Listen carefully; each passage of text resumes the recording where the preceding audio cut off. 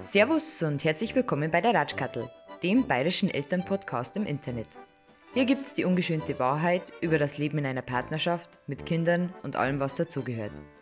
Ihr könnt mir auf Spotify, iTunes und YouTube abonnieren und wenn es euch gefällt, dann gebt's mir einen Daumen nach oben oder lasst mir eine gute Bewertung da.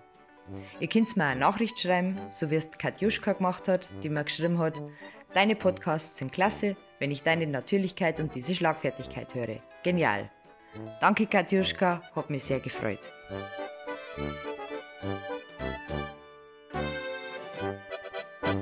So, Sonntag 26. Nochmal. Sonntag 26. Mai, Tag der Europawahl, alle wählen gehen. Ne? Ja. Die Häckelfrau ist heute wieder dabei zur schönen Unterstützung und wir haben wieder einen neuen Gast und ich freue mich sehr. Die Noob Mom. Noob Mom. Ich habe natürlich gegoogelt und ich finde es total lustig, weil Noob bedeutet ja Anfänger, also Anfängermama. Und du hast 4 Kinder, 3, die bei dir wohnen, ein Bonuskind, bist seit 21 Jahren Erzieherin und bezeichnest dich selber noch als Anfängermama. Ja, das finde ich sehr, sehr toll. Und du hast da einen wahnsinnig tollen Blog, www.noob.mom.de. Ich habe alles gelesen auf einen Sitz. Ich finde deinen Blog wirklich immens cool und so verdammt ehrlich. Und das finde ich ganz toll und deswegen freue ich mich wahnsinnig, Bravo, dass du da Applaus, Noob Mom. bist. Schön. Du bist halb Niederbayerin, halb Oberbayerin. Oberbayerin.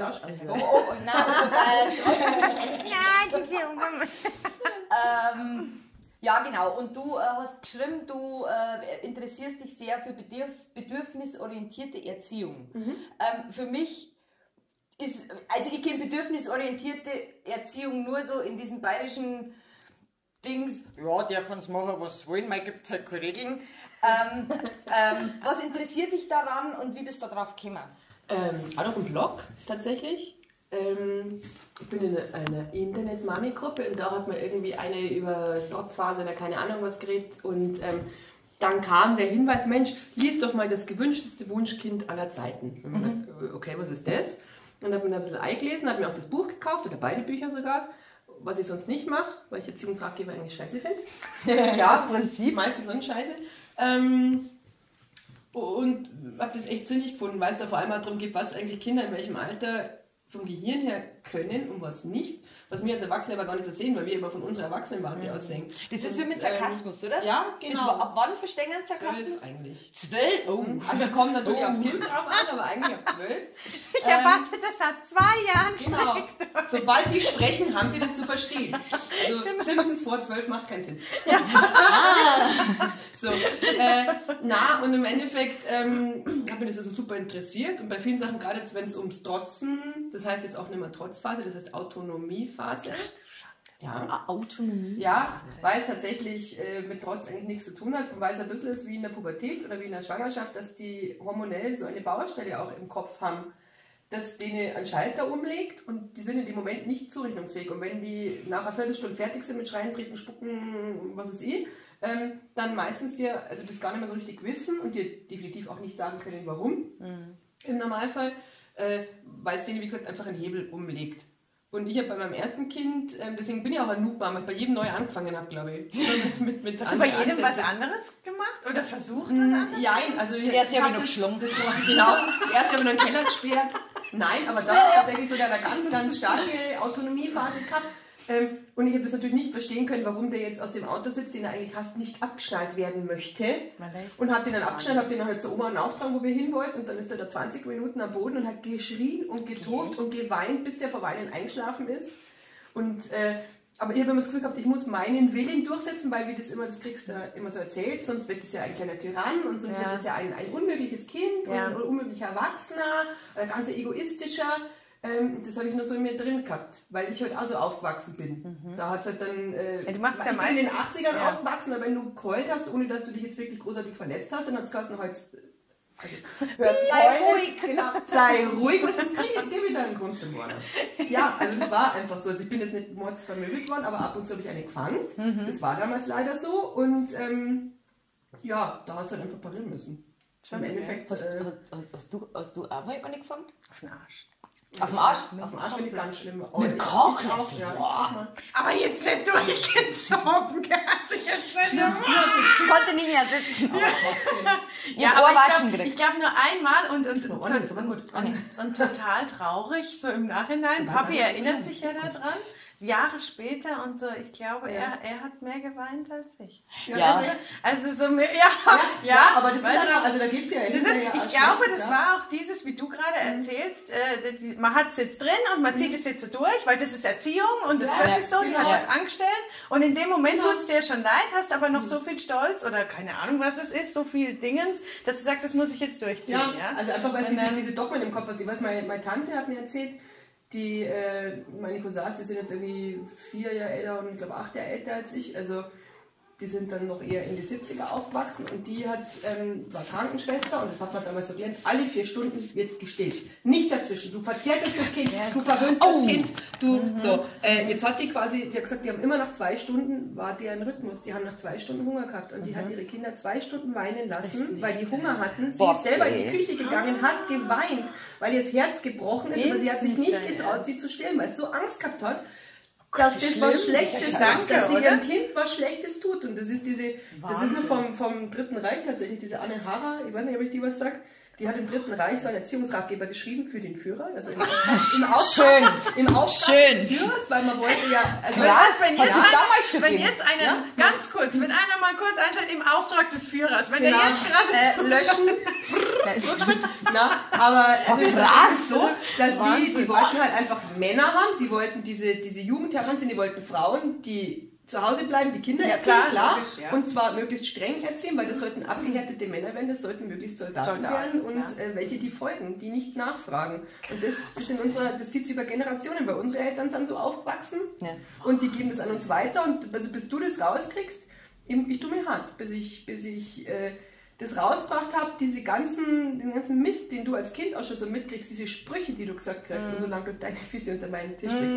Und wenn du aber manche machen heute auch Sinn, finde ich. Also manche Sätze, die meine Mama gesagt hat, denke ich mir halt, Sag da was, unsere kriegt eine Blasenentzündung. Ja, zum Beispiel. Aber meine Mama hat immer gesagt, was meinst du, bist alt genug. Aber nach der ersten Beckenbodenentzündung weißt du das dann selber. Ja, aber ganz ehrlich, das ist aber dann eher so dieses... Das ist tatsächlich... Bedürfnisorientiert ist für mich jetzt auch nicht, dass ich sage... Flippst du dann nie aus? Doch, natürlich. Also, weil ich bin auch nur ein Mensch und wie gesagt, ich bin anders aufgewachsen und ich habe das in mir noch drin. Bloß wenn ich wirklich völlig ungerechtfertigt ausflippe oder wenn ich so laut werde oder wenn ich so viel schimpf und gemein werde, dann gehe ich einfach nachher hin und sage, es tut mir wirklich leid. Es tut mir so leid, ich war so sauer, ich habe Sachen gesagt, die ich nicht so gemeint habe und du konntest da gar nichts dafür, ich war sauer. Warum eigentlich? Ja, aber du lässt jetzt auch nicht alles durchgehen. Nein. Also wir haben schon Regeln. So wir haben schon Regeln. Das wird nicht, aber ich versuche, wenn es irgendwie geht, einfach, ich mag Strafen zum Beispiel überhaupt nicht, weil ich eigentlich gerne möchte, dass meine Kinder checken, dass sie was nicht machen sollen, weil es einem anderen vielleicht wehtut oder weil das schlecht ist für einen anderen. Und nicht, weil sie Angst haben, dass dann das Fernsehverbot, Handyverbot oder irgendwas kriegen. Also mir ist lieber, dass du sagst, schau mal, wie man es wieder gut machen kann. Wenn du was kaputt gemacht hast oder wenn du jemandem was Schlimmes gesagt hast oder jemandem wehgetan hast, wie kannst du es wieder gut machen? Und nicht, jetzt kriegst du eine Woche Fernsehverbot, weil du den jetzt geschubst hast. Also erstens hängt es null zusammen, was hat Fernsehen mit dem Schubsen zu tun? Nichts. Und zweitens, denke ich mal, kapieren sie es so nicht. Zirkt das dann? Ja, das zirkt. Also ich habe die Erfahrung gemacht bei uns, wenn ich sage, wenn es mit der Schule zum Beispiel nicht läuft und ich sage, dann ist dein Handy halt einfach jetzt mal... Das zirkt? Ja, das funktioniert. Funktionieren. Aber das Problem ist, er gewohnt sich daran, dass er kein Handy hat und dann ist das Handy eigentlich überhaupt nicht mehr wichtig. Also von dem her ist der Effekt wieder weg. War das ein toller Effekt, das ist so ein Naturkind dann. Aber im Endeffekt, also funktionieren dann Strafen schon, klar. Strafen funktionieren super, bloß der Hintergrund ist, oder du musst überlegen, wie es denjenigen hinterlässt. Also ich erinnere mich noch ziemlich gut, wie es bei mir war, wenn ich Strafen gekriegt habe. oder eben Erwatschen gekriegt habe, das waren halt damals meistens die Strafen, da hast du ja nicht lang Hausarrest oder so, das war viel zu anstrengend gewesen für die Eltern, die waren ja draußen warst. Aber also du hockst halt einfach da, du bist verletzt, du bist gedemütigt, weil das ist nichts anderes und im Endeffekt ist halt einfach, ich glaube wirklich, die entwickeln irgendwann so einen Hass oder wirklich also dieses permanente Unterdrückungsgefühl, weil du als Erwachsener immer die Macht hast, klar. Du kannst immer sagen, so, du schaust nicht mehr Fernsehen, du hast kein Handy mehr, du gehst heute nicht zu deiner Freundin und die Geburtstagsparty, die kannst du dir knicken. Und du bist so hilflos, du kannst nichts machen. Und ich glaube, dass das echt mega, mega schlechte Gefühle erzeugt, die nicht im Endeffekt dazu führen, dass das ein guter Mensch wird, so wie du dir das für dein Kind wünschst, sondern vielleicht eher jemand, der so hintenrum, so hinterfotzig, dann versucht, seine Sachen durchzusetzen, aber ja nicht erwischt werden, weil du kriegst ja sonst eine Strafe.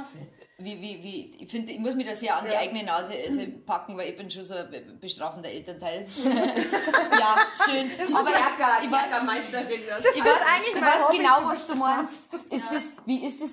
Hast du das bei Olli gemacht oder ist das jetzt eigentlich die Kleine ist jetzt 2? Die ist 2, genau. Und das ist jetzt eigentlich erst so die letzten 2 Jahre entstanden, oder bei der Ella hat das langsam angefangen, weil die ist jetzt 6,5, dass ich einfach gemerkt habe, wenn die angefangen hat, ihre Anfälle zu kriegen, sich hinzuschmeißen, was irgendwas will oder so, wenn ich da ganz ruhig geblieben bin, dann war das total schnell vorbei. Und ich habe dann eigentlich gemerkt, dass das eigentlich einen Trost braucht und jeder schimpft, weil die fix und fertig waren. Und dann hast du sie auch Arm genommen und die haben nur so und dann habe ich mir in dem Moment gedacht, scheiße, der arme Große, der hat da einfach die ganze Zeit das mit mir aussitzen müssen, weil ich das Gefühl gehabt habe, ich tue irgendwas Schlechtes, wenn ich irgendwo nachgebe oder wenn ich ihn jetzt auch noch tröste, weil dann wird er auch noch belohnt für seinen Zorn und sein Ding.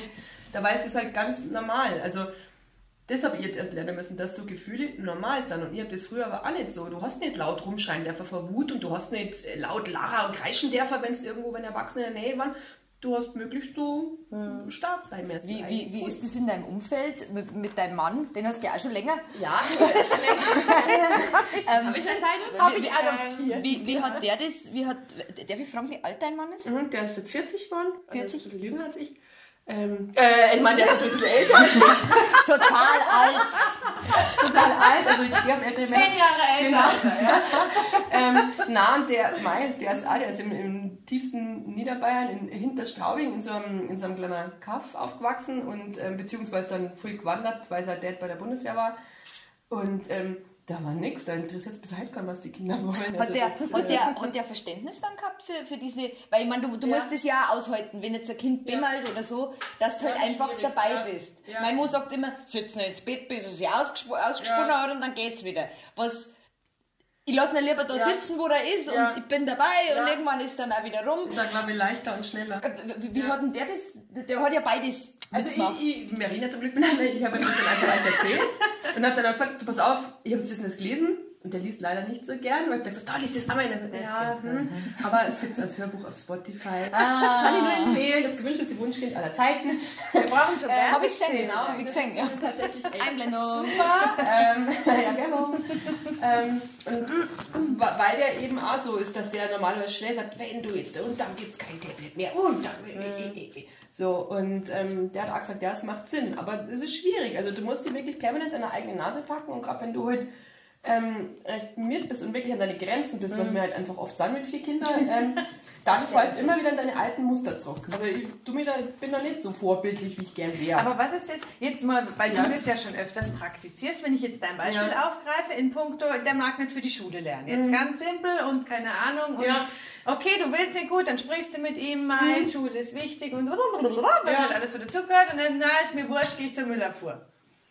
Also ganz ehrlich, da bin ich im Moment jetzt so, eigentlich ist in der Grundschule, hat es bei uns immer, haben die Lehrer immer gesagt, das sollen die Kinder tatsächlich gar nicht lernen. Der Große ist jetzt 6. Klasse, das ist vor 2 Jahren und wir haben durchgebaut, die haben gesagt, weil, wenn du dieses permanente Lernen auf diesen Schnitt, damit du aufs Gymnasium kommst oder auf die Realschule, wenn du dafür schon so viel lernen musst, dann ist das Kind wahrscheinlich einfach gar nicht gemacht für diese Schulart und dann tust du dem keinen Gefallen. Ja, aber unsere Schulart ist ja generell, mal ganz ehrlich. Also da brauchen wir nicht drüber reden. Ja, danke schön.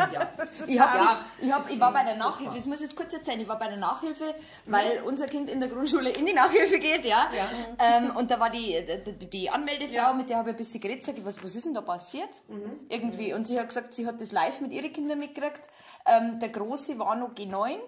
Da war es am Ende von der Grundschule so, dass eigentlich alle aus der Klasse, bis auf 3, 4 aufs Gymnasium wechseln haben können. Und bei dem Kleiner war dann die Umstellung zu G8. Da waren dann nur 3, 4 die G hätten können und der Rest ist aussortiert worden. Also das haben so angezogen. Das war bei uns auch ganz. Also es waren, glaube ich, von 30 Kindern waren es, glaube ich, fast 10, aber davon sind, glaube ich, 2 mittlerweile wieder herunten. Ja. Irre. Und die haben eigentlich auch nur mit Hängen und Würgen das geschafft. Ist ja da Bayern ist dann natürlich wieder für die in der negativen Form der Rolle. Die tun zwar immer so, unser tolles dreikönige Schulsystem. Brechgott, Entschuldigung. In jedem anderen Bundesland kannst du als Mama sagen, ich glaube, der packt es, ich schicke ihn. Oder als Papa. Muss ja immer nur die Mama. Ist das nur in Bayern so mit dem Schnitt? Ich weiß, in manchen anderen auch. Bei uns in Baden-Württemberg ist tatsächlich auch mit Schnitt, glaube ich, aber ich meine, da wäre der ein Ticken höher.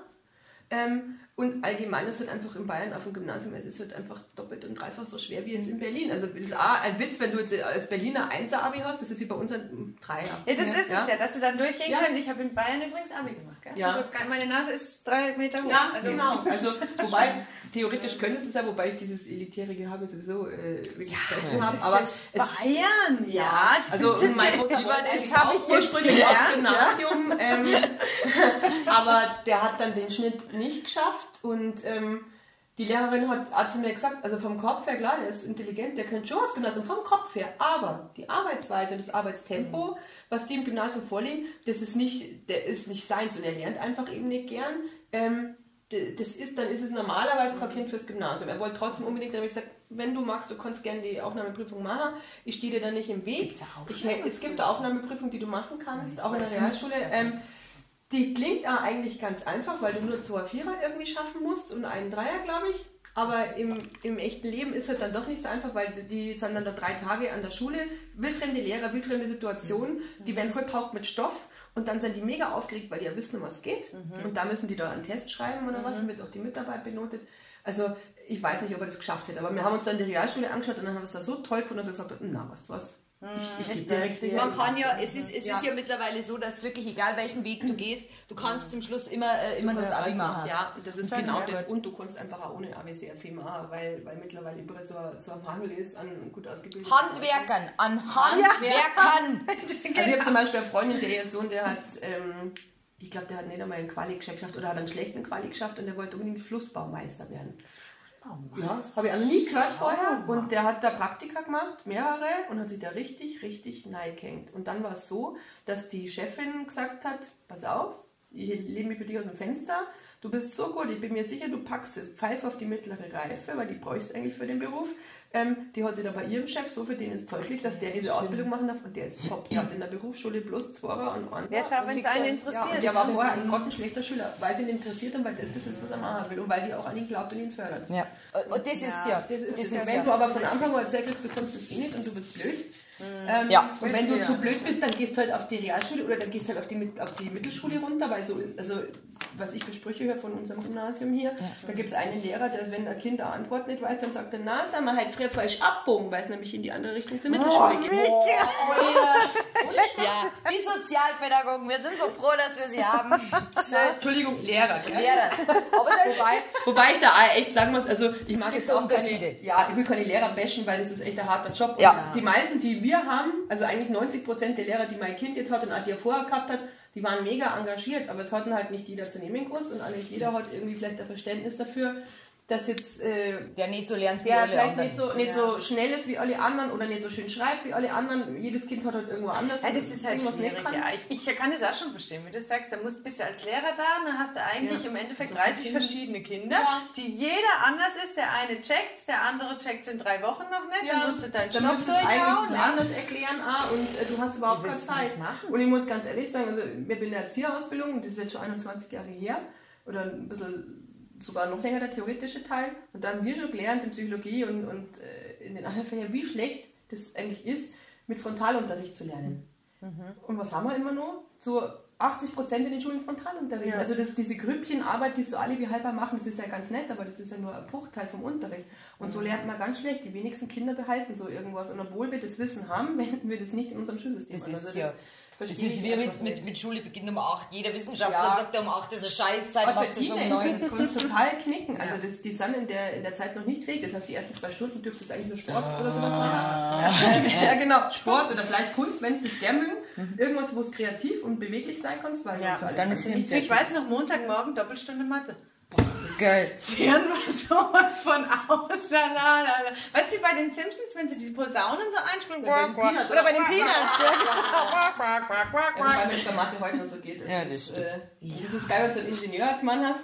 Oh Gott, macht das deiner auch? Mann, das ist doch ganz einfach. Ja. Pass auf, dann machst du Oh so mein und so und so Gott. und so. Das ist total einfach. Und jetzt ist er daneben sagt, also wenn jetzt Anno sagt, das ist einfach und ich kapiere es nicht, dann fühle ich mich ja nur Wie ist beschissen. Nur der mit dümmer, ja. seinen Kindern? Weil da habe ich so Angst vor, weil der Alex ist ganz genau Also so. super nett und der wird auch alles erklären.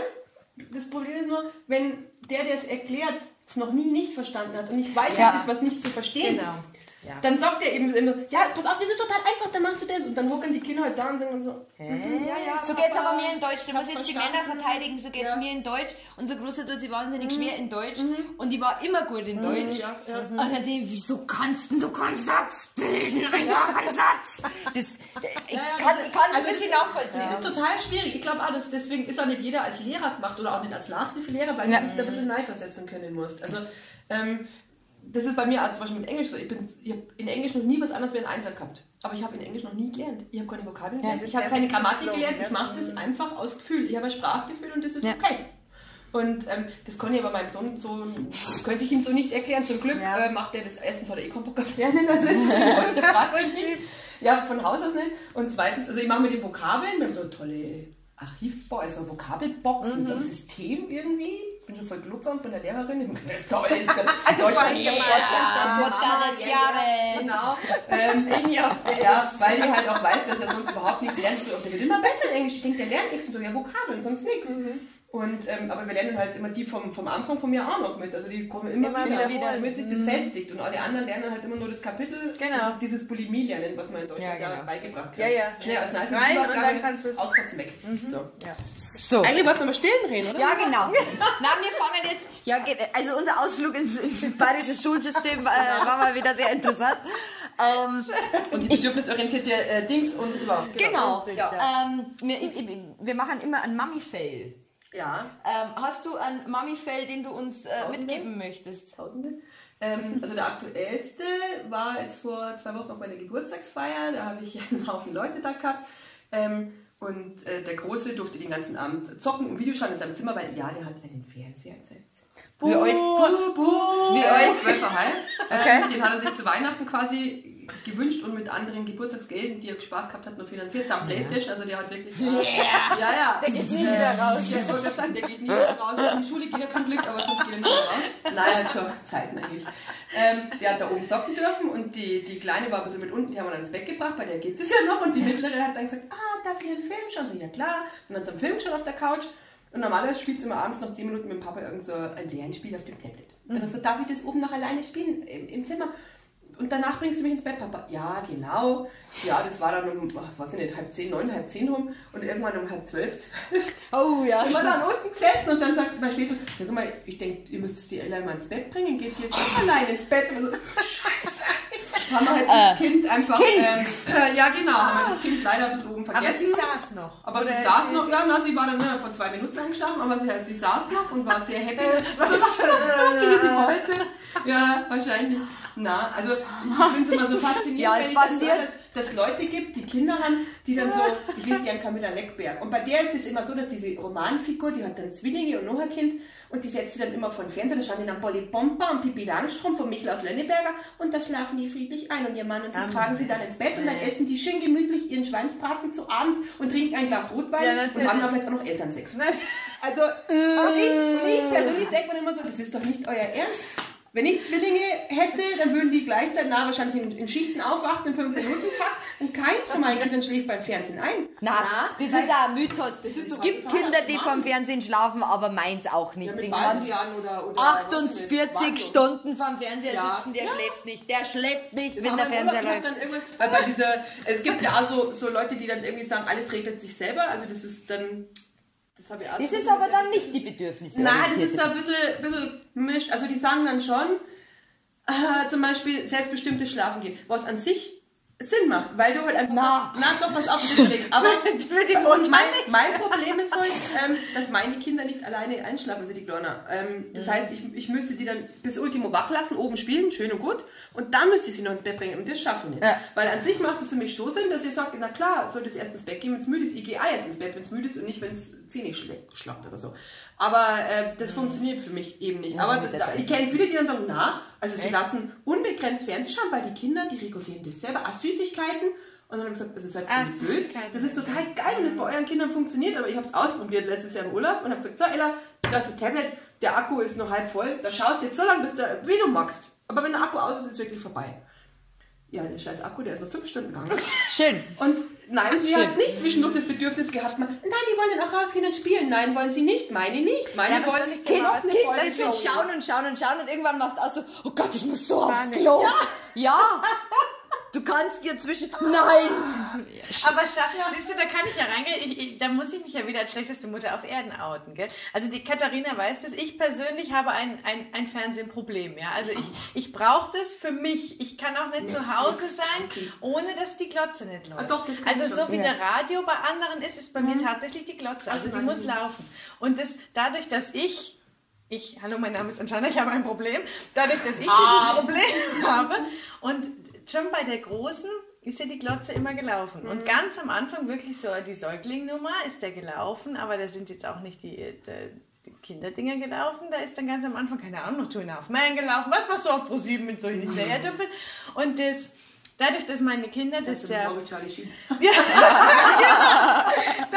dass meine Kinder eigentlich kennen, dass die Glotze immer läuft, ist für die das nicht interessant. Ja, die gehen dann halt auch weg. Also ich will jetzt nicht, dass das toll ist oder dass das gut ist, weißt du? Ja. Aber wenn andere Kinder dann sind, oh Gott, Fernsehen gucken und meine schaut dann halt eine Folge My Little Pony und sagt, Mami, ich gehe lieber rausspielen. Oh Gott. Weißt du, also... Ist das dein Mami-Feld schon? Ja, nehmen wir das. Kann man den nehmen? Ich lasse halt 24 Stunden Fernsehen schauen. Das ist viel schlimmer, muss man nicht sagen. Na, aber also das ist halt so, das funktioniert bei uns gar nicht. Also oder eben an Süßigkeiten, klar, es sind ja irgendwann schlechter, hören es auf, aber dass die so, nein, die nehmen sich dann nur so 2 Stück am Tag oder manchen essen die auch gar nichts Süßes. Und ich denke mir so, was habe ich denn falsch gemacht, dass meine so... Das sind auch immer komische Kinder, die man fragt, magst du was Süßes? Nee, jetzt nicht, danke, die finde ich immer komisch. Echt? Ja, wirklich. Da meine ich Stopp. Nein. Bewundert die maßlos, wenn man denkt, boah, toll, also wäre ich auch gern. Ja, aber das glaube ich weiß nicht. Ich glaube, das wobei ich habe schon Leute im Freundeskreis, ich habe eine von meinen besten Freundinnen, die kannst mit süß jagen. Wenn du sagst, magst du Wurstsemmel, dann isst sie dir am 5, aber Schokolade. Vielleicht ist es das ja auch, dass du sagst, weil Kinder schauen sich ja alles ab, weißt du, wenn die Mama das nicht, nee, süß, immer ja, das ist vielleicht auch einfach Geschmacksempfinden, aber keine Ahnung, also ich verstehe es nicht, weil ich bin halt einfach so ein Naschkatz eigentlich. Ja. Für mich ist es hart, nicht dauernd zu naschen, also ich muss mir das echt abtrainieren. Die Katharina hat jetzt Pancakes mit Sirup gefrühstückt, nachher gibt es bestimmt noch eine Milchschnitte zwischendurch zum Mittagessen. Ja, aber also Milchprodukte und im Mond vielleicht bestimmt was Vollkornmehl und Ahornsirup. Meiner hat ein absolutes Suchtverhalten, was Fruchtzwerge betrifft. Der flippt komplett aus, wenn er nicht einen 3., einen 4. oder einen 6. kriegt. In der Früh, da ist der Kühlschrank, ich weiß, was es ist. Das ist ganz, ganz krass. Genau. Aber wir waren ja bei den Mami-Fails. Ich muss jetzt da mal Fruchtzwerge, totaler Mami-Fail. Nein, was war denn mein Mami-Fail? Ja, mein Mami-Fail war, der Kleine ist im Hof gelaufen und der ist nicht sehr empfindlich. Also den, wenn ich schmeiß, der steht eigentlich immer gleich wieder auf. Und jetzt hat es ihn irgendwann mal wieder geschmissen und ich bin das ja schon so gewohnt. Der fällt ja oft, aber es ist meistens nichts. Und dann hat er schon ein bisschen... Und dann bin ich hier, dann habe ich ihn aufgestellt, so, okay, ist alles in Ordnung, der weiterspielen. Und auf Nacht, wenn ich ihn ins Bett gebracht habe ich gesehen, dass ich dir wirklich knierblutig kauen hat. Und ich denke mir so, oh mein Gott! Aber er hat ja nicht gewohnt und so. Und du denkst, ja, schön. Geht schon. Das war jetzt mein Mami-Fail. Das hat die aber, weißt du noch, dass sie am Anfang, die haben ja schon immer in unserem Hof gespielt, die Kleinen. Das ist der gleich an. Und das weißt du noch, wo sie dann irgendwann mal das Laufen angefangen haben und dann ist er auch wieder gefallen. Und meine schreit ja nur, wenn sie auf den Po fällt. Gell? Also das ist jetzt das krasse Gegenteil. Die ist ja schon am Sterben. Deswegen bist du ja so abgehärtet irgendwann.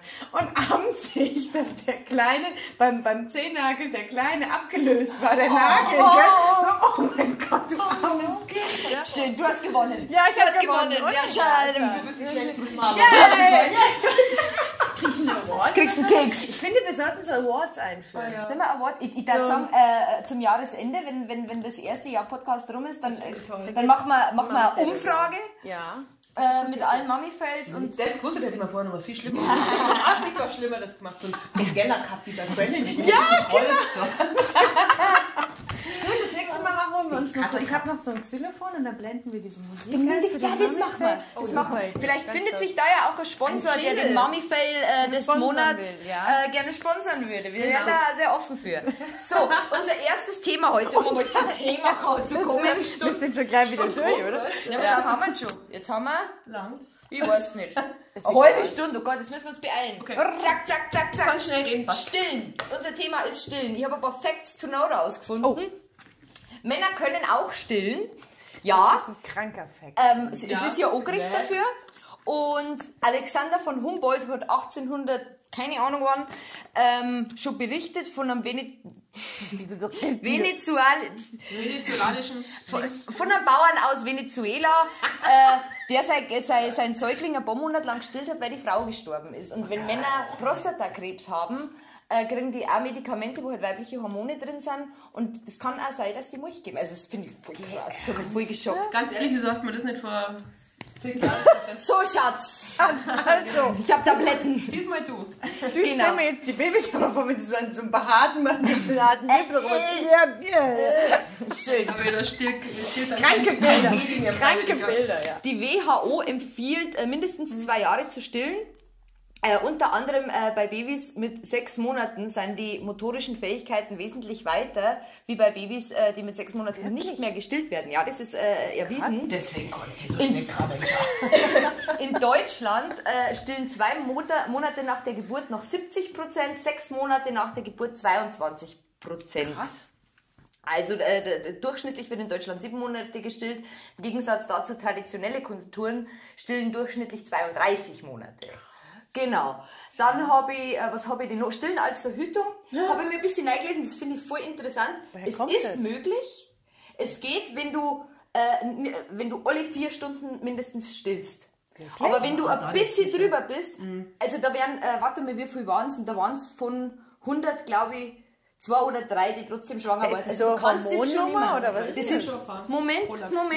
Oh, Achtung. Prolaktin heißt das. Prolaktin. Das meine ich, genau, danke schön. Vielen Dank. Und warum wir heute das Thema Stillen haben, deine Tochter ist 2,5. Genau, und du stillst immer noch. Ich still immer noch und Du hast noch Bock, sie hat noch Bock. ja, also offensichtlich hat sie noch voll Bock.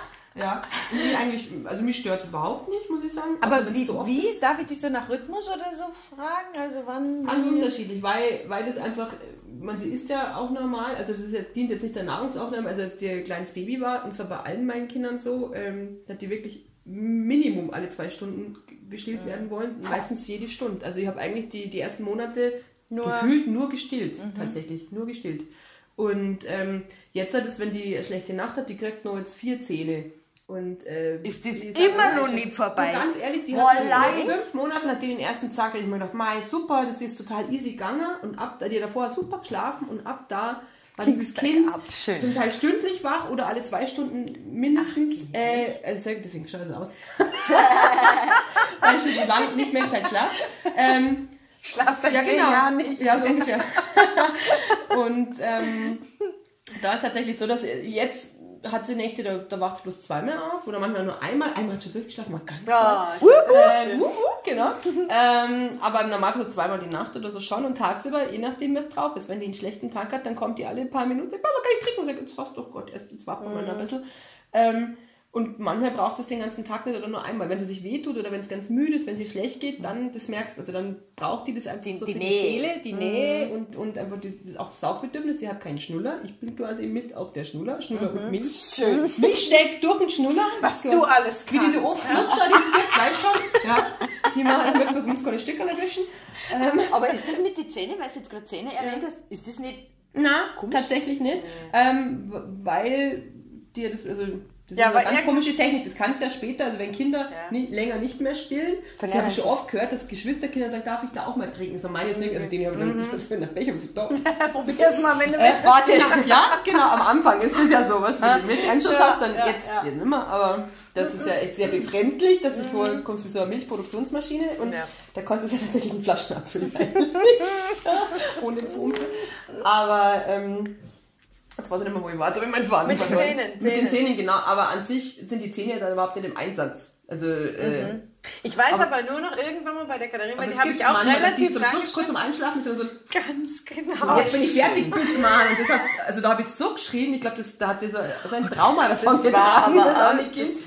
Das macht sie, glaube ich, nie wieder. Vor allem die Katharina war dann so ein Einschlaf. Nuckler. Und die konntest du nicht jetzt ein richtiges Vakuum drauf Ja, genau, das konntest du nicht. Dann hat die das, weil die Hebamme nicht noch bei dir war. Du musst da mit dem Finger. Ja, ich war nicht ja eine Schanze plöpp. Wo man... Erinnerst du dich? Nein, ihr seid zu jung für Michael Schanze, oder? Doch, Michael Schanze, den hab ich toll gefunden. Okay, wie alt warst du da? 2? Ja, ich mochte immer schon ältere Männer. Ja. So wie zu meinem Vaterkomplex. Nein. Okay, gut. Aber um zur Hebamme zu kommen, ich habe meiner Hebamme geschrieben, weil ich sehr, Unser aller Hebamme. Und ich war so glücklich mit ihr. Und ich sag, Danke, Andrea. Tolle ja, Frau. danke, Andrea. Frau der Welt. Sucht euch eine gute Hebamme. Ich habe gefragt, was für Tipps das Mamas immer mitgibt, weil ich meine, die macht ja das jeden Tag und sie hat gesagt, entspannt euch, wenn ihr stillen wollt. In der Klinik funktioniert es meistens nicht, weil jedes Mal eine andere Schwester kommt und die erklärt es da anders. Fahrt's heim, flüchtet aus der Klinik, macht es mit eurer Hebamme und gebt es nicht auf. Und der Tipp, wenn es mehr Milch braucht, alkoholfreies Weißbier oder Becks hilft mehr als jeder Tee. Und wenn es weniger Milch braucht zum Abstillen, ist es Salbei. Und Pfefferminz, genau. Ach, und mein Dingens ist das Lanolin. Lanolin, das war für mich das Gold. Für Brustwarzen. Ja. Nein, das hat mir jetzt gar nichts gebraucht. Also, echt? Ich hatte das Glück, dass ich eben auch bei derselben Hebamme war und die irgendwie im 3. Vorbereitungskurs da für die Geburt gesagt hat, es gibt in Heimhausen, also in der Nähe, eine Stillberaterin, die einen Brustwarzenlaser, vielleicht what the fuck, ja. Geil! Entschuldigung, aber das Ding hat mir jetzt echt beim 3. Kind Was ist das? Den Arsch, nein, die Brustwarzen gerettet. Das ist tatsächlich wie, ich weiß nicht, hast du schon mal irgendwas lasern lassen? Das kannst du kosmetisch lasern und so, aber es macht, dass die Haut wieder heilt. Taub ist. Ja, nee, das macht... Die werden schwarz und fallen ab. Ja, genau. Und dann kann das Kind super trinken, immer to go. Na, das macht, dass die Haut heilt. Und bei der letzten war es bei mir so, also ich habe beim ersten Kind war es ein bisschen schwierig, weil ich eben länger in der Klinik war, da war ich 5 Tage in der Klinik, das war damals nur so üblich. Und die waren furchtbar, diese Krankenschwestern. Ja. Also die haben mich so durcheinander gebracht, die haben dann gesagt, ich darf nicht heimgehen, wenn er nicht so und so viel wieder zugenommen hat. Und ich war fix und alle. Ja. Und der hat einfach noch nicht getrunken und ich hab nicht so viel Milch gehabt. Hat man ja auch gar nicht die ersten paar Tage. Also, bis sie kommt. Und bis sie kommt. Eine wildfremde Frau, so eine Matrone, die kommt nein, die sagt nicht, grüß Gott nicht, ich bin die so und so, die packt dir an den Busen. Flopp, nein damit! Sie haben noch gar keine Milch. Ja, wer sind Sie? Was?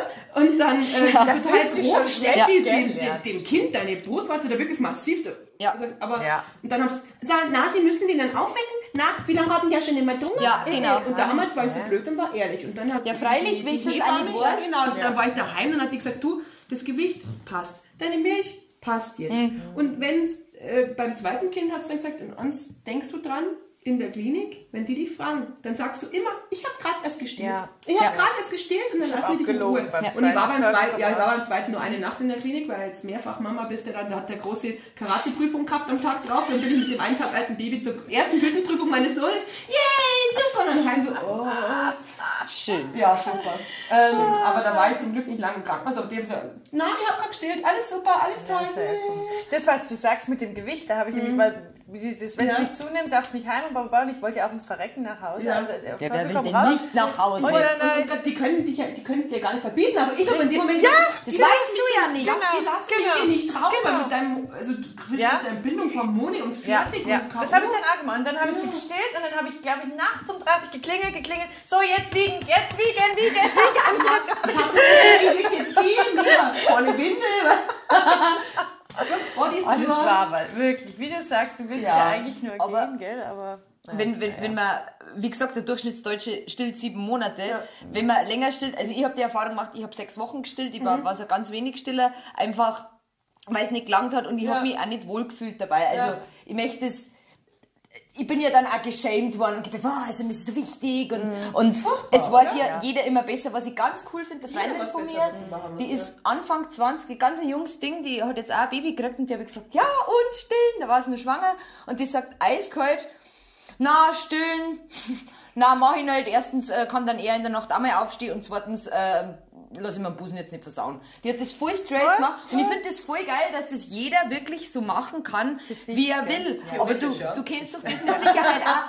Was hörst denn du immer? Was ist denn der Shit, was du hörst? Also noch ganz kurz was zwischenbringen, stehst du in der Öffentlichkeit dann? Also jetzt im Moment ist es tatsächlich so, dass das wenig, weil es tagsüber ja kaum noch braucht, habe ich aber schon, oder in der Spielgruppe ist oft noch so, dass wenn ich sie abhole oder so, da haben die dann, also jetzt sind sie es auch schon gewohnt, jetzt wo sie nach dem Abholen nimmer trinkt, weil das hat es immer so braucht irgendwie, dann haben die gesagt, stehst du jetzt gar nicht mehr? Und die waren auch echt okay. Also da hat tatsächlich, die haben es am Anfang ein bisschen komisch geschaut, aber keiner hat wirklich blöd reagiert. Also Obst beworfen. Aber an sich ist es schon so, also dass den anderen alles was aus dem Gesicht fällt. Und also in der Familie, also mein Vater, der sagt, steht die jetzt immer noch? Wie lange jetzt die denn noch stehen? Ja, krass, gerade die alte Generation. Ja, also meine Mama, die sagt da gar nichts, weil für die, also erstens weiß sie ganz genau, das ist ja meine Mama, dass sie mir nicht Nein braucht. Ich bin ein Dickkopf, ich habe schon immer gemacht, was ich wollte, nicht was meine Eltern wollten. Und die weiß, wenn es mich dann blöd anredst, dann werde ich grantig und gehe. Mein Vater checkt das bis heute nicht und ich bin 42, der kennt mich schon länger. Wie alt bist du? 24, der kennt mich schon länger. Und, aber also das stört mich schon. Und ich habe tatsächlich eine Freundin, Bekannte, die stört es offensichtlich massiv. Warum auch immer, von Anfang an. Also wie oft ich von der schon gefragt worden bin, wie lange willst du jetzt eigentlich noch stillen?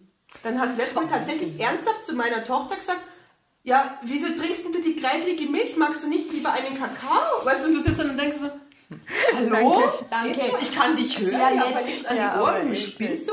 Ja, sie versteht es nicht. Es gibt so leckeres Essen wie die Kinder, also sie kann das einfach nicht verstehen. Dann habe ich gesagt, Mensch, das ist das Erste, was die trinken, das ist für die Mutter Natur eigentlich. Das ist das Erste, was sie kennen, das schmeckt süß. Kostet es kostet, ja. Praktisches. Ja. Also das Ding immer still. Also ohne Schmarrn, bei mir war tatsächlich beim ersten Kind so, dass, da war ich alleinerziehend, ich habe so gut wie kein Geld gehabt natürlich im Moment und ich habe mir das ausgerechnet oder in irgendeiner Babyzeitschrift, die sie dann immer reinsetzt, stand dann mal, was das kostet, wenn du ein Kind 2-3 Jahre lang mit der Flasche ernährst. Und dann bin ich hinüber gefallen. Und dann war für mich, ich kann mir das gar nicht leisten. Und als es dann im Krankenhaus nicht so hinkommen hat mit dem Stillen, und ich mich so verunsichert kann, ich war fix und alle. Ich habe mir echt gedacht, scheiße, wenn ich jetzt nicht stillen kann, ich kann mir eigentlich, also dann kann ich schauen, wo ich jetzt woanders das Geld abzwacke, was ich dann für seine Milch brauche, weil ich jetzt mir nicht leisten können. Also da war ich echt in Panik. Schlimm eigentlich. Ja. Weil an sich, ich meine, jetzt klar, hätte man es uns leisten können mit der Milch. Und es wäre auch, ich finde es auch praktisch, wenn der Mann nachts aufstehen kann, das muss ich echt sagen. Wiederum, andererseits ist er da so, der hat in der Früh um 5 steht mein Mann allerspätestens auf, meistens geht er um 5 aus der Haus. Also ich hätte es fast nicht bringen können, den tatsächlich 4, 5, 6 bei der Nacht aufstehen zu lassen. Richtig, ja, von der Freundin ist der Mo beamtet. Ja, der ist selbstständig, aber ich glaube tatsächlich, dass der nicht oft nachts gefüttert hat. Aber deren Kinder haben von Anfang an durchgeschlafen natürlich. Ja, natürlich. Ja, wie das sie sind alle aber bestimmt, weil sie nicht gestillt hat. Also im Endeffekt habe ich alles falsch gemacht, aber das kriege ich von dir immer aufs Brot geschmiert. Ja, wie du das machst, ist verkehrt. Ja, das ist wurscht. Also als Eltern machst du es immer verkehrt. Gehst du arbeiten, bist der Rabenmama und du bist der karrieregeile Sau. Ja. Gehst du nicht arbeiten, bist du faul, legst der Mann auf der Tasche und lackierst dir den ganzen Tag die Nägel. Richtig. Und oh Gott, wenn dann auch noch dein Haushalt nicht so ist. Überleitung. Ja. Also das ist halt dann das Nächste, wo ich sage, also gerade bei mir im Freundeskreis, ich liebe meine Freunde alle sehr, aber die sind sehr traditionell. Also ich bin in so einer Männerklicke quasi aufgewachsen. Also wir waren genau 2 Mädels und sonst, ich glaube, das waren 20 Jungs oder so, die mal so im Jugendzentrum damals, wir sind alle zusammen. Ich war mit die Jüngste, also die Ältesten sind jetzt schon fast 50 quasi. Und die sind eigentlich alle in sehr traditionellen Rollenverhältnissen geblieben. Jetzt ist bei uns ja aber auch so, ich bin im Moment daheim. Ich werde aber weiter Teilzeit arbeiten. Erstmal, einfach weil es bei uns finanziell halt so ist, dass ich mit meinem Erziehergehalt halt, selbst wenn ich Vollzeit arbeiten würde, uns nicht ernähren könnte, das Haus nicht abzahlen könnte, nichts machen könnte. Und irgendwer ja auch sich um die Kinder kümmern muss, weil die Betreuung im Gegenzug so teuer ist tatsächlich und also schwer zu kriegen hier. Tja, also deswegen... ist es bei uns auch traditionell, aber ich erwarte, dass mein Mann seinen Teil im Haushalt macht und ich sage nicht, dass er mir da hilft, weil das ist nicht mein Haushalt, das ist unser Haushalt. Wir machen den Dreck allesamt miteinander. Nein, die anderen machen alle keinen Dreck. Männer, also ich habe jetzt wieder die gelernt... arbeiten ja den ganzen Tag. Nein, also das ist schon, also wenn der Dreck da ist, dann ist meiner. Das ist, aber jetzt eine super Überleitung. Unser zweites Thema ist nämlich Familienhaushalt. Ja. Und auch hier habe ich, der beste Fakt am Anfang, das habe ich so super gefunden, das war eine Umfrage, 37% der deutschen Frauen fühlen sich von ihrem Partner im Haushalt unterstützt. Achtung, 79% der Männer geben an, ihrer Frau im Haushalt zu helfen. Also bei Mathe echt 79. schlecht, aber irgendwas passt nicht. 15% aller haben Spaß am Putzen. Okay. Die 3 beliebtesten deutschen Putzmittel sind Frosch tatsächlich. Haben wir auch? Ja. Frosch, Meister Propper und dann WC-Ente. Die WC-Ente, die hat die Madeleine ja geleckt. Ja, stimmt. Aber nur ein Lefax noch, dann geht's. Wir haben jetzt ein randloses Klo seit gestern, möchte ich nur anmerken. Super. Echt geil. Und der Saugroboter kann jetzt unter dem Klo durchfahren und steckt nicht mehr immer fest nach 2 Minuten, so dass mein Bad nicht nur in einem Radius von 1 Quadratmeter gesaugt ist quasi, sondern der Ihr habt den Saugroboter? Ja, den hast du mal bei... Ja, also ich muss unten sauge ganz normal, weil da der meiste Dreck ist mit Küche und so. Aber für oben langt es tatsächlich, außer in die Kinderzimmer da nicht, weil der könnte ja nicht mehr... Weil wie soll er denn da durchkommen? Also keine Chance. Und das Lego da rausfieseln ist auch scheiße. Ja. Aber das ist nicht schlecht. Also für Schlafzimmer und so und fürs Bad eben, wo ich überhaupt keinen Bock habe. Wir haben so viele kleine Stufen bei uns. Bei uns auch nicht. Du hast auch die Absätze, gell? Das ja, vor allem kann ja nicht, du musst halt immer umsetzen. Also, ja, wie so ein kleiner Hund. Also unser war ja, teuer, den hat im, ich weiß gar nicht, bei Limango mal im Angebot oder am Black Friday oder am Saturday. Black Friday. Ja. Warte doch noch 5 Jahre, dann haben sie Beine und bestellen dir noch was und kochen dir was. Bestimmt. Der macht es. Entschuldigung. Ja, nein, genau so ist es. Also du bist für den Haushalt zuständig. Ich weigere mich dagegen, für den Haushalt zuständig zu sein. Rein theoretisch, wie es in Deutschland so funktioniert, müsste ich das sein, weil ich bin ja die Hausfrau, bin ja daheim jetzt gerade. Genau, ich bin ja keine Hausfrau, ich bin in Elternzeit. Ja doch, ich habe meine Tochter, die quasi grundsätzlich alles, weil wenn ich eine Ecke gerade schön aufgeräumt habe, dann hört das hinter dir schon kruschen und dann dreht es sich um und das ist so Schlachtfeld von wer da irgendwie. Also das musst nur schauen, dass du schnell saugst dazwischen. Ja, genau. Der sagt, du bist doch den ganzen Tag zu Hause. Aber abends wenn der Urlaub hat, fahr mal wirklich 3-4 Tage, den ganzen Tag fort, fahr zu deinen Eltern oder was weiß ich, ohne 100 Jahren kann ich das nicht machen. Nur damit das sieht. Weil sicherlich ist es vielleicht schwer vorstellbar, wenn du das noch nie gemacht hast und wenn du nicht daheim warst mit einem Kleinkind oder mit mehreren Kindern, dass du dir schon denkst, ich war jetzt 8 Stunden weg, ich komme heim und es schaut aus wie Bombe, wie kann denn das sein? Hocken die den ganzen Tag rum und machen nichts. Ja, aber ich muss, also meiner war ja 5 Jahre alleine mit einem kleinen Kind, also der hat das alles schon mal gehabt, aber bei mir war es ja super ordentlich. Bloß der versteht halt den Unterschied nicht, dass wir jetzt 2 Kinder haben, dass wir jetzt zu 4 sind und das halt... Aus dem Kunde das leicht. Also ich krieg schon Hilfe. Ich muss jetzt sagen, dass, also er wascht zum Beispiel seine Wäsche selber, weil ich es nicht richtig zusammenlegen kann. Ja, aber er hilft mir schon, aber meistens sind es dann irgendwie so Tipps, wenn du schon voll im drinnen bist, das kann man eigentlich auch gleich wegräumen. Das sind so Momente, der macht da gar nichts, er meint das auch nicht böse. Oder, also weil ganz ehrlich, das wäre bei meinem Todeswunsch, wenn er so einen Spruch macht. Ja, da ist dann meistens auch die Sonne nicht mehr ganz so hoch. Also ich weiß nicht, ich hab da immer so verstanden, ich glaube, das ist aber auch so ein Männer-Frauen-Ding, oder ist das nicht so? Das weiß ich nicht, also bei uns ist schon so, dass mein Mann, glaube ich, also meine Schwiegermama ist extremst ordentlich, also die ist so, wenn du dein Glas gerade austragen hast, ist das schon weggekommen, ich weiß nicht mehr, wo es ist, weil das steht schon im Geschirrspüler oder ist schon fertig waschen, so ungefähr. Und jeder sagt immer, wo ist mein Glas? Ja, im Geschirrspüler. Warst du fertig? Ja, tschüss. Genau. Ich konnte nicht aus den ganzen Tag stehen lassen. Und so, okay. Also tatsächlich so schlimm, dass mein Bonuskind, der ist öfter mal in die Ferien der Woche da. Und der sagt immer, die Oma wieder, Andrea, ich sag's dir. Meine Mama der schlaft lang so bis 11 oder so und um 8 kommt meine Schwiegermama dann rein, während er schläft. Nein. Genau. Dann rammt's auf, dann zieht sie ihm sein Kuschelkissen unterm Kopf weg, stopft es schon unten rein in die Schublade und dann Bettel. Und das Geilste ist, der ist Brillenträger und der sieht ohne seine Brille wirklich fast nichts. Die Brille liegt auf dem Nachkasten. Aber meine Schwiegermama hat irgendwie das Gefühl, die gehört da nicht hin. Muss man also, aufräumen. genau, dann sagt der Andrea, die hat meine Brille wieder weggeräumt. Ich wach auf, meine Brille ist weg und ich kann sie auch nicht finden, weil ich sehe nichts. Ah, das geht nicht. Oh, schön. Es ist so geil. Und dann saugt es nur schnell und dann geht es wieder raus. Und dann, wenn er dann sagt, hey Oma, wieso hast du mich so aufgeweckt? Ich hab dich doch schlafen lassen. So schlafen bis um 11 Uhr, dann beschwerst du dich noch. Das ist also wirklich... Was ist dein Mann auch? Ist der auch so ganz... So schlimm nicht, aber also ich merke schon, dass er quasi immer so das Gefühl hat, er muss was machen. Der kann gar nicht stark sitzen, also... Auch wenn es jetzt wirklich, wo ich dann oft sage, jetzt bleib ich hocken, das machen wir jetzt nachher. Jetzt haben wir mal 5 Minuten, wo die Kinder ruhig sind. Jetzt hocken wir uns mal hin und trinken einen Kaffee oder ratschen. Genau, und der kann das nicht. Der hat immer so eine permanente Unruhe, weil er überall die Arbeit sieht. Erst wenn es ordentlich ist, dann kann man sich aber das ist bei uns nie. Also tatsächlich, ja, das ist wir halt haben einfach zu viel Kaffee und es hat noch nicht alles einen Platz, weil ich noch nicht alles weggeschmissen habe, was keinen Platz hat. Hört's mal weg, Familie. Also du hast aber da auf deinem Blog, also so, jetzt weiß ich einen Titel nicht mehr, aber... Kondo, die Marie Kondo. Super, muss man lesen. Ist wirklich super geschrieben. Ja, und das ist einfach, also in der tollen Gruppe, wo ich da bin. Ich bin in einer Haushaltsgruppe auf Facebook. Ja, das sind die Gruppen, wo man jetzt ist. Das, wenn mir einer erzählt hätte, ganz ehrlich, vor 20 Jahren, wo ich die Party-Tante schlechts Kind war, so das Boxen du da, das Schmarrn, aber also, ich hätte so gelacht, dass ich noch fast einen Toten hätte wahrscheinlich. Aber, okay. Na, aber jetzt in meiner Verzweiflung so, weil es bei uns echt ausschaut wie Sau und ich komme so oft zu anderen Familien. Bei euch war es auch so, Anjana? Das liegt aber nicht an mir. Nein, aber sogar ich habe damit nichts zu tun. Ich komme auf den Kaffee und so, ja, aber bei uns schaut es noch voll aus. Dann komme ich rein, dann ist es total ordentlich und sauber und dann denke ich mir jetzt immer so, Scheiße.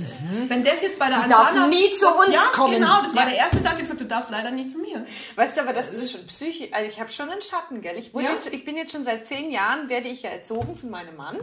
Zur Ordentlichkeit und zur Sauberkeit. Weißt du, für straffrei Und deswegen habe ich wirklich, glaube ich, schon so einen Dachschaden, gell? Dass wenn irgendwas rumsteht, dass ich mich tatsächlich entschuldige, oh Gott, schau dich nicht um, es schaut aus. Aber ich habe tatsächlich dann an dem Tag überlegt, ob ich dir mein Foto schicke von unserem Ist-Zustand, aber ich habe mir dann doch nicht traut. Aber das habe ich gelesen, nur die guten Freunde, Familie oder wirklich gute Freunde, bei denen ist der wurscht. Ja, die kämen, weil es kämen und dann schauen sie aus, aber du sitzt hier und redest. Oder wenn halt das erste Mal rum ist. Also ich habe eine ganz liebe Freundin, eine Engländerin, die kenne ich vom Kindergarten und mit der habe ich immer noch im Kindergarten geratscht. Dann haben wir uns zufällig im Urlaub getroffen in Kaorle, total geil. Und dann habe ich sie zu mir eingeladen und die war so geil. Die kam rein, hat sich umgeschaut und ich habe mir gedacht, oh Gott, wie peinlich. Und dann sagt sie original, mein Gott sei Dank, bei euch schaut's aus, so aus, magst du mir auch mal? Schau. Es verbindet gleich. Ja, und ich meine, es verbindet gleich. Also, weil das ist echt was, wie gesagt, ich fühle mich da so schlecht. Oder wir haben so einen blöden, wir haben Fernwärme. Und normalerweise, wenn jetzt so ein Heizungsableser kommt, die schicken da vorher einen Zettel. Ja, die Fernwärme futzt es nicht. Die klingelt irgendwann mittendrin. Servus, ich bin der Herr Vogel von der Firma so und so, ich komme zum Lied da euren Zähler ab. Und so, oh mein das ist jetzt aber ganz schlecht. Ja, ich muss die Unterhosen noch wegräumen. Ja, ohne Schmarrn, weil wir haben eine Wäschetreppe, also die Treppe zum Keller runter, da schmeißt man halt die ganze dreckige, mein Mann, der sagt sein Hemd nach der Arbeit aus und dann statt dass er oben in den Wäschekorb schmeißt, Tür auf, Treppe runter. Und wenn halt jetzt da jemand kommt, dann wartest du durch Berge von alten Wäschesachen, schiebst die mit dem Fuß so, ja Moment, ich gehe schon mal kurz vor. Nein, ich gehe schon gleich mit, ich habe ja scheiße. Und dann ich bin fast gestorben und dann sagt er, original so total wenig und sagt, ja, ich habe schon Schlimmeres gesehen. Ich habe mir gedacht, ja klar, sind die mal Leichen oder dort die Ratzen klingen oder was. Also, aber die kommen nur damit weg. Und das ist halt das Spielzimmer, wo der durch muss. Das Spielzimmer, das ist unser... Wir haben 15 rein! Playmobil. So. Ja, genau. Genau, das ist das Spielzimmer. Rein zu. Da war noch der Wäscheständer drin und dann der Hasenstall. Schön. Ich sag dir. Und das Schlimme ist, weißt du, ich habe das Gefühl, die schauen mich an und denken sich, du bist so eine Frau Flott, also eine Sattlerin. Weil keiner denkt sich ja, oh, das ist ja so die Familie, nein, die Frau. Also die Frau. Genau. Das ist der Haushalt von der Frau. Ich fühle mich immer so schlecht. Meine Schwiegermama, wenn kommt, die bringt immer Blärmi mit und sagt, eine Blume und sagt, für die Hausfrau und druckt es mir in die Hand. Und dann habe ich echt ein paar Mal schon gesagt, dann gib's deinem Sohn. Ja, ist doch so. Ich kenne aber auch das komplett krasse Gegenteil vom Kindergarten auch noch. Das ist eine Mama, die hat bloß eine Tochter und die ist da... Die hat irgendwann mal erzählt, die sind auch sehr auf Sauberkeit bedacht. Zum Beispiel, da wird es zum Beispiel nicht gehen, dass jetzt mein Kind aus der Flasche trinkt und ihr Kind trinkt dann von derselben Flasche, weil es halt auch Durst hat, so zum Beispiel. Oder die hat gesagt, da war mal ein Baby da, das hat halt sehr stark gezahnt und gesabbert. Und wir haben danach alle Spielsachen in die Spülmaschine und desinfiziert.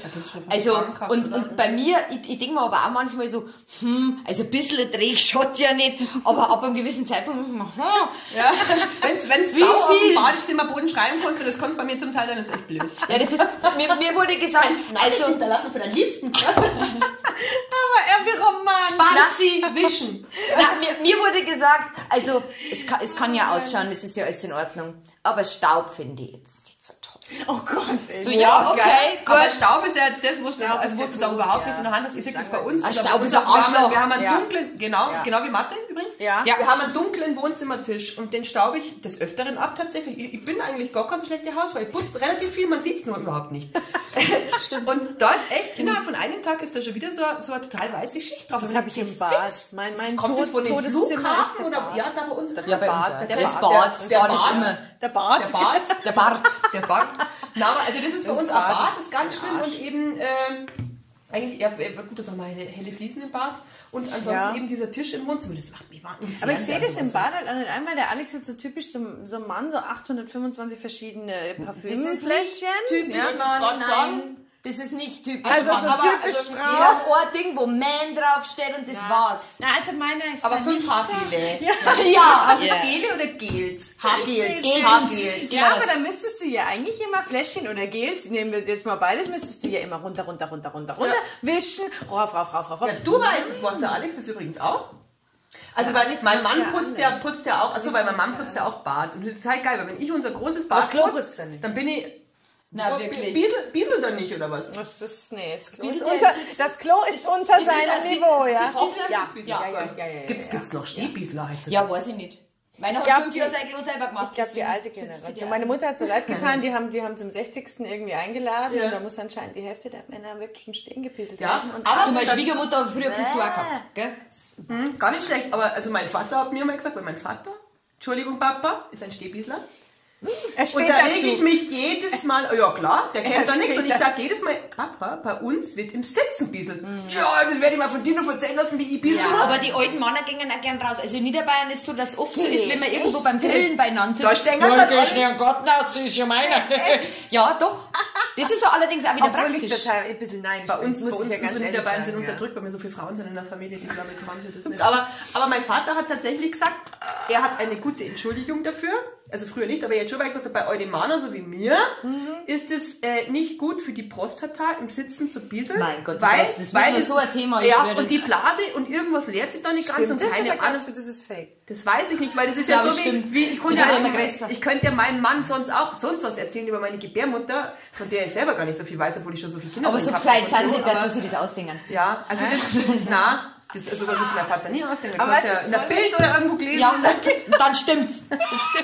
So, Familienhaushalt. Ja. Ich muss nur ganz kurz was empfehlen. Auf skojo.com oder .de, Skojo Elternzeitung, habe ich 17 Tipps zur Stressvermeidung im Familienhaushalt gefunden. Achtung. Und die sind wirklich... Im Hotel wohnen. Das steht jetzt nicht dabei, aber so einfache Tipps. Zum Beispiel, wenn du viel gestresst bist, wo wir dann auch wieder bei der bedürfnisorientierten Erziehung sind, find erst mal die Ursachen. Schreib da wirklich mal ein paar Tage auf, wann reicht's da. Ja. Und dann musst du einfach im Vorhinein schon schauen, wie du das vermeiden Ja, mein kannst. Kind Ja. räumt nicht auf. Ja, die ist jetzt 5 geworden oder wird 5? Wird 5 und die Kleine ist kann aber ich im ja noch, Moment ja. so, weißt du, die Katharina ist schön ihre Spielchen und überhaupt und du weißt jetzt diese Brettspiele, Kleinteile, bla, bla, bla. Ja. Oh toll, Karton, wusch, bumm, Explosion. Da ja. gibt's was total Tolles, muss ich dazwischen schieben. Ja, bitte. Das sind Kreuzgummibänder, nennt sich das. Die habe ich in der Bücherei gesehen. Die kannst du um diese Spielpackungen drumherum machen und die, dann glaube die den- Madeleine kriegt die, also die Luna kriegt heute auf, die Madeleine kriegt die, glaube ich, noch nicht auf. Und dann bleiben diese kleinen Teile in die Spiele, weil bei uns Wie heißen auch die? Kreuzgummibänder oder so. Oder Ich schicke kannst euch du nachher einen nicht Link. normales? Ich Also schicke- weißt du, Expander. ja, kannst du vielleicht auch machen, aber die sind dicker, die reißen auch nicht so leicht, weil bei den dünnen, wenn die so den einmachen. ja, genau. Aber auch Lerneffekt. Zweimal Gummi ins Auge geschnallt, nie wieder das Spiel aufgemacht. Ja, dann nimmst Aber du dann- es von so Einmachgläsern. Ja, so ungefähr. Das ist auch gleichzeitig Mami Fitness. Ja, Brust und Arm, Oberarm. Aber da war also ein Tipp, was Geschwister betrifft, zum Beispiel, wenn sie sich was teilen sollen. Das ist ja immer, das Größe, ich will aber das. Ja. Ein Kind Abmessen. muss es teilen das andere und das sagt andere was. Kind sucht sich aus, welches Stück das nimmt. Aber die haben keine Kinder, oder? Weil das funktioniert nicht. Das geht nicht, nein, ich weiß nicht, Weil die schreien trotzdem beide. Also, ganz ehrlich, das ist bei uns, das habe ich nämlich auch versucht. Und das ist dann trotzdem, ich sage, okay, ich teile tatsächlich und Mittelkind, weil die ist da am explosivsten, darf sich dann aussuchen. Dann nimmt sie sich ein Stück und sagt original, toll, jetzt habe ich das kleinere. Und ich sage, aber du hast es doch selber ausgesucht. Ja, aber es ist kleiner. Dann sag ich, dann nimm halt das andere. Nein, das mag ich auch nicht. Das machst, ist Aber okay. mit was Immer. wir eigentlich gut fanden, ist, ich denke jetzt mal so an Hofgeschichten oder wenn sie beide schaukeln wollen, dann schaukelt keiner.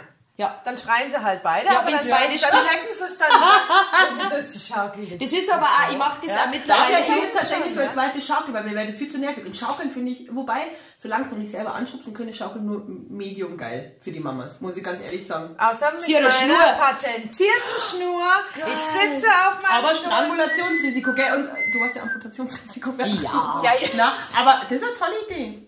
Das ist eine Dafür sehr sitzen. tolle Idee. Genau.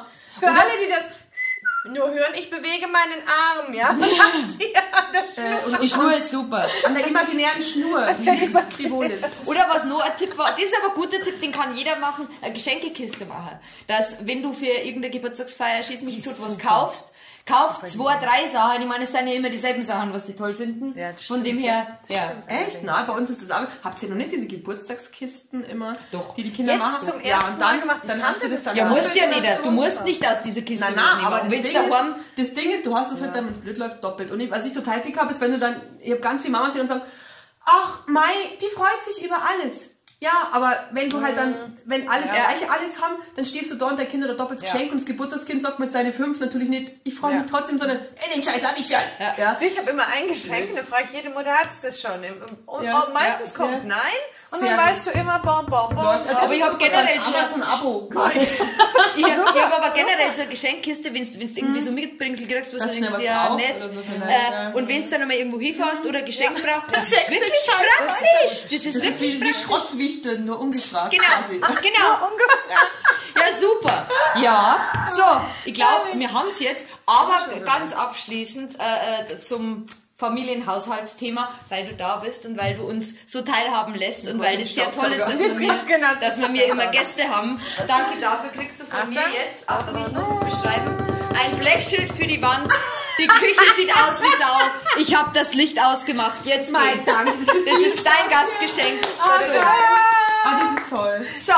Das hänge ich nachher gleich. Na, Entschuldigung, das hängt mein Mann auf, weil das ist immer sehr traditionell. Oh, ja, schau. Ja, aber man muss auch heute den Klodeckel dran machen. Einen neuen Klodeckel. Mein Mann hat gestern ein neues Klo dran gemacht. Weil der kommt, weil pass auf, der ist der Ingenieur. Aber, ja, das ist ein toller Mann. Und dann, erstmal hat er das runtergemacht, dann hat er gemerkt, die Schrauben, ja, passen nicht. Dann ist er zum Haarwebermarkt gefahren, hat neue Schrauben gekauft. Dann hat er freuen sie gemerkt, sich immer, genau, dann hat er von der gemerkt, die Rohre, die er hat, passen nicht. Das ist ja nochmal. Ja, und dann hat er gemerkt, wenn die Rohre nicht passen, dann läuft es alles über. Und dann war das Bad unter Wasser gesetzt. Und dann, aber irgendwann, um 6 Uhr, also um 1 Uhr angefangen, war es dann fertig. Weiß ich nicht, 1:30 sind wir ins Bett, weil wir haben Game of Thrones noch angeschaut. Dann sagt er irgendwie so, ach übrigens, ich muss mal das Klo nochmal abbauen. Wieso?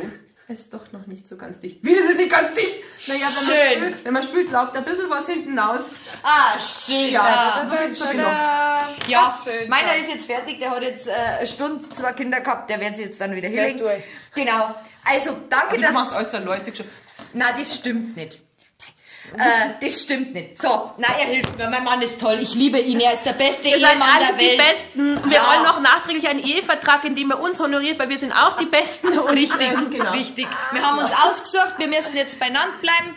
Mit einem anderen hast du anders geschissen. Von dem her, Das stimmt. ja, genau. Das stimmt. Schöne Worte zum Abschluss. So ein Enddingens, weißt du? Dieses Xylophon. Wir brauchen es dringend. Ich habe einen ja? Jingle. Ja, so ein Ja, Jingle. Dann machen wir jetzt noch... Das